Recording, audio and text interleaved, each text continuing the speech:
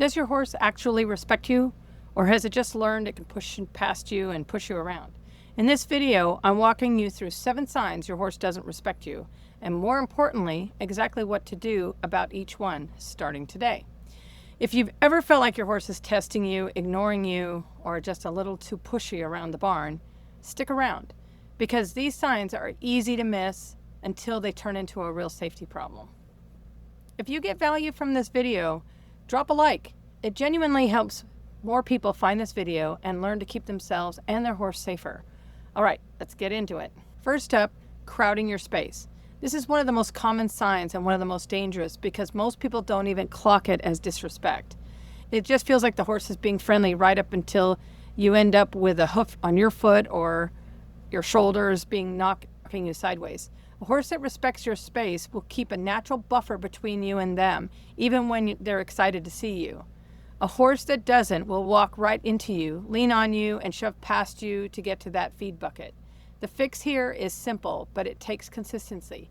Every single time your horse steps into your space uninvited, you back them out immediately. Whether that's a firm back cue, like back up, a raised hand that will get them to step back, or step into their space and push them back.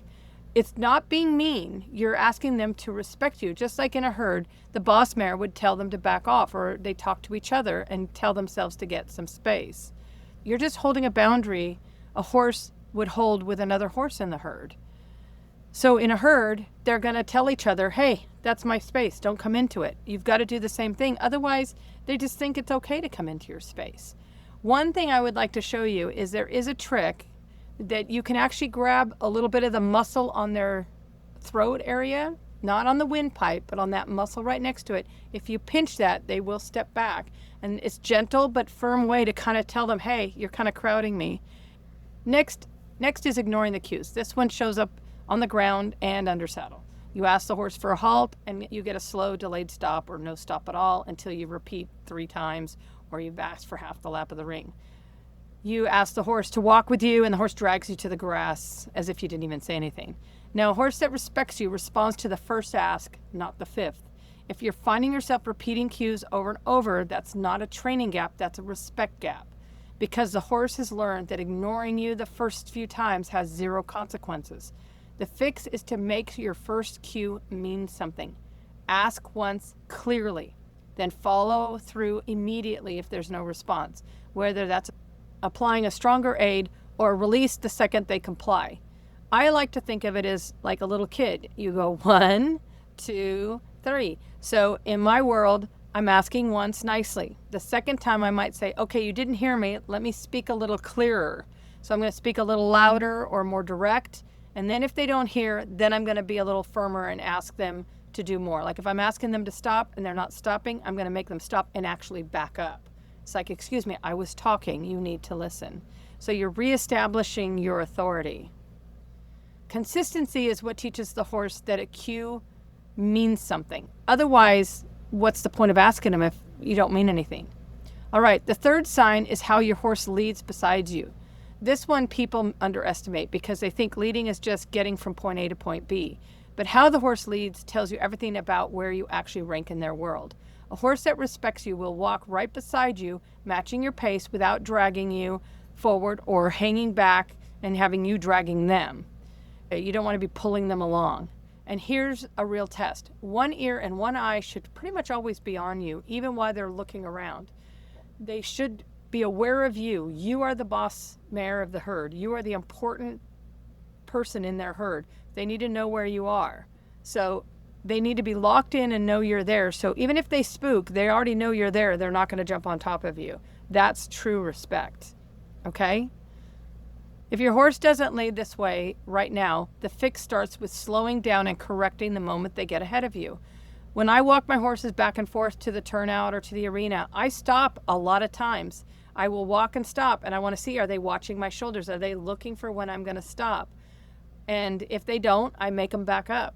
And eventually they'll walk, and as soon as I start to stop, they'll stop. And if I want to start to go, they're going to go. I won't be pulling them. They should be respectful.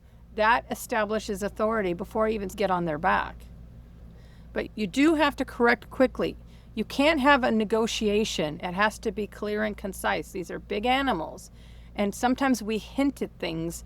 We want to be nice and sweet and kind, but think of what happens in a herd. They get corrected quickly, and then they pretend nothing ever happened. So you don't have to be mean to them, but you want to be clear, okay? You want to be very clear that they have to respect you. They can't walk all over you. They're too big for that.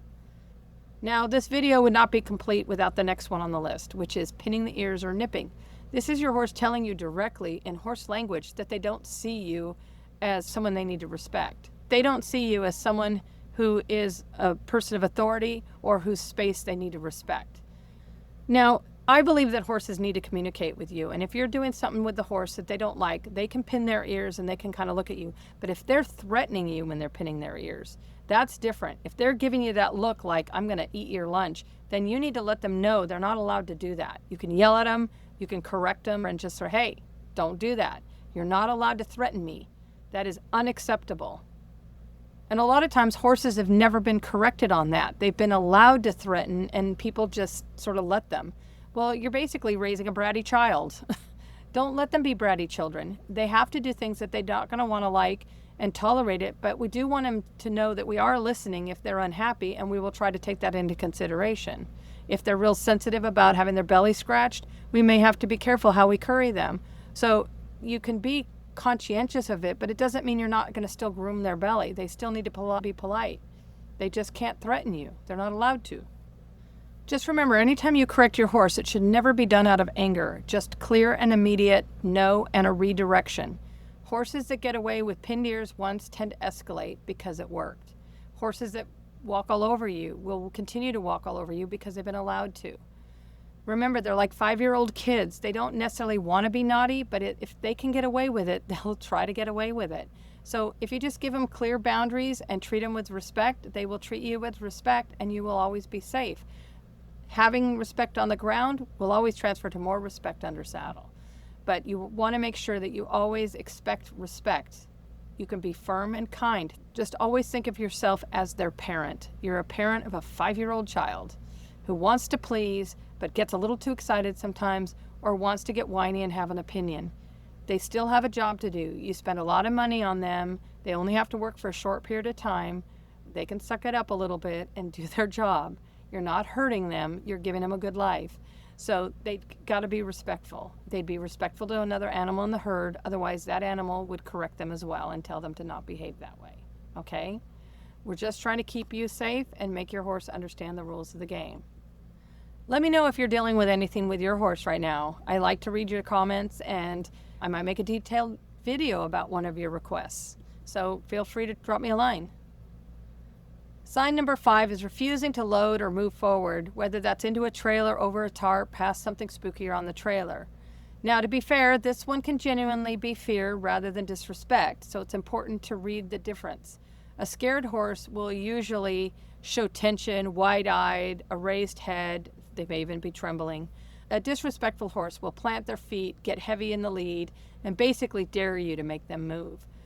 Often, with a pretty relaxed body, the fix is patience combined with pressure and release, asking for one step forward and releasing. The second they try, make sure you release. And building from there. Rather than escalating into a fight, remember, you can't force them with brute force. They're 1,100 pounds. You are not going to sit there and sit on a lead rope and pull on them and get them to go where they want. You have to convince them that the best solution is to follow your lead. So you're going to pull and release and pull and release. Get someone to help you if you need someone behind them to encourage them to come forward. Remember, the idea is that they don't get to decide that they can go backwards. As long as they go forward, they get a reward. They're not allowed to go backwards. And you make it very firm, and you have to just be very patient so that they learn that throwing a temper tantrum or being a brat doesn't get them a win. Once they get a win doing something like that, you're going to work a lot harder the next time because they're going to know that they can outweight you. They can basically wait until you're too tired and you give up and you let them go back to the barn instead of doing what you wanted them to do. So when you get in those situations, you have to stay calm. Don't take it personal. Be patient and keep working through it. We'll go into more details on some of these items in future videos, but I want to give you a start here, okay? Quick break.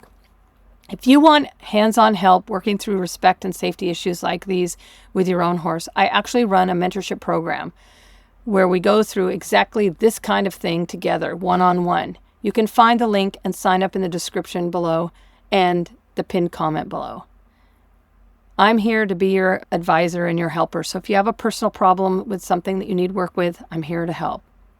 Sign number 6 is testing boundaries at the gate, whether that's rushing you at feeding time, barging through before you've opened it fully, or spinning around to bolt off the second the halter comes off. This is a really common one because it happens in high excitement moment of food or turnout, and a lot of people just let it slide because it feels harmless. But this is one of the clearest respect tests a horse will try on you because they're checking whether the rules still apply when they really want something. The fix is to make the gate time boring and structured. Your horse waits for you to open the gate. He waits for a cue to walk through and stands there until you release them. Every single time, no exception. Now, I like to make sure that when I walk a horse into a stall or into a turnout, I always turn them and face them back to the gate. I make them stand there until I release the halter. If they're quick and want to pull away before I can get that halter undone, I will a lot of times put the lead rope around their neck and keep pressure on that while I undo the halter so they still feel pressure, and I make them wait. A lot of times you can actually even help, not that I like to use treats all the time, but sometimes you can make it so that you undo the halter and give them a cookie and then release them so that they can go. And that way they learn to stay and wait, that there's a benefit to sit and wait. Okay?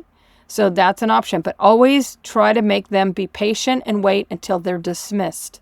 Again, think of it as a child. They're not allowed to go run off to recess until they're dismissed by the teacher. Okay?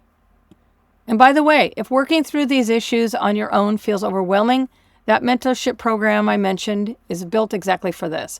It's walking you through real respect and safety issues with real feedback on your specific horse, not just generic tips. So again, that link's down in the description and the pinned comment if you want to check that out. The last sign is a horse that won't stand still for grooming or tacking up, constantly shifting, swinging their hindquarters towards you, or stepping on your feet while you're working. Now, horses don't step on your feet on purpose, but they're basically not paying attention that you're there and they're just walking into your space. This one's easy to write off as just fidgety behavior, but a horse that respects you will generally give you the courtesy of standing reasonably still, even if they'd rather be doing something else. If your horse treats grooming like an obstacle course, it's worth going back to the basics, rewarding stillness rather than movement, and being consistent. This is where you want to go back and reward them for standing still. Work with them. If they stand still, pet them. If you're working with them and they're fussing and you finally get them to stand still, reward them. Pat them. Tell them good boy, good girl, whatever. Give them some scratches. Work a little more. Take it in small bites. Teach them the behavior that you want. If they're being rude, use your voice and correct them. Let them know they're not allowed to walk into your space. They have to stand respectful. Again, they need to be paying attention to you. You are the most important thing in their world. Not what their neighbor's doing, not what's happening outside, not anything that's happening around them. They should be focused on you. It doesn't mean they can't be watching that, but they still got to be watching you. They can see out of both sides of their head, so they can watch you while they're watching their neighbor. Okay? So those are the 7 signs your horse doesn't respect you, and hopefully some clear starting points on fixing each one. Again, those are just starting points. The honest truth is, respect isn't built in one session. It's built in the hundreds of small moments where you're consistent, calm, and clear about what you're asking for.